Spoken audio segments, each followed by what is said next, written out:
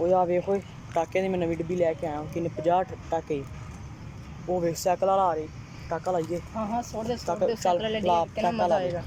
टाका ला दे। छोड़ दे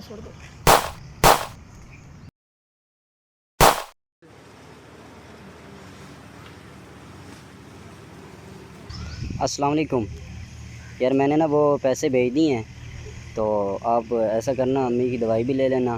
और आपको तमीज़ नहीं है, बंदा बात कर रहा होता है, आपको वालिदैन ने तमीज़ नहीं सिखाई यार। कुछ तो बंदा ख्याल करता है यार, बिल्कुल भी आपके अंदर तमीज़ नहीं है।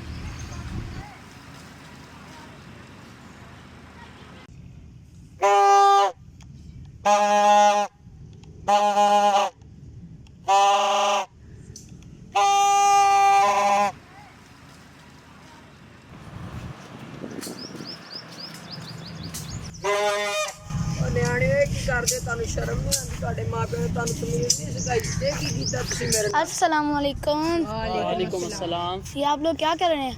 हम जश्न आज़ादी मना रहे हैं बिलाल भाई। आपको पता होना चाहिए हमारा मुल्क इस्लाम के नाम पर बना है और इस्लाम ऐसे कामों की इजाज़त नहीं देता। इस मुल्क की बुनियादों में लाखों लोगों का खून है। आज अगर हम उनकी बरसी पर पटाखे और बाजे बजाएंगे तो उनकी रूहों को तकलीफ़ होगी। इससे अल्लाह और उसका रसूल नाराज़ होगा, इससे शैतान खुश होगा क्योंकि ये शैतानी फैसले हैं। इसके अलावा जब हम पटाखे और बाजे बजाते हैं तो इंसानों को तकलीफ़ होती है, इससे उसके मुंह से आपके लिए बददुआ भी निकल सकती है। तो बिलाल भाई आप हमें बताएं कि हम जश्न आज़ादी कैसे मनाएं। हमें चाहिए कि हम नवाफिल अदा करके अपने अल्लाह का शुक्र अदा करें और कुरान ख़वानी करके अपने शहदा को सारे सवाब करना चाहिए ताकि उनकी रूह खुश हों। ज़ाकल्लाहु खैरा बिलाल भाई, आपने हमारी अच्छी रहनुमाई की। आइंदा से हम इस तरह पटाखे बाजे बजाकर हम जश्न आज़ादी नहीं मनाएंगे, हम नवाफिल अदा करेंगे और कुरान ख़वानी करेंगे। हाँ मेरा पुत सही कहंदा, इन्हें कीती आ चंगी गल। इदा मनाई दी जश्न आज़ादी पुत, इदा नहीं मनाई दी जिद्दां तुसीं मनांदे हो। पटाखे ते बाजे बजा के अज सीखो।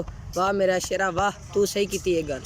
फरमान मुस्तफ़ा सल्लल्लाहु अलैहि वसल्लम, मुसलमान वो है जिसकी ज़ुबान और हाथ से दूसरे मुसलमान महफूज रहें।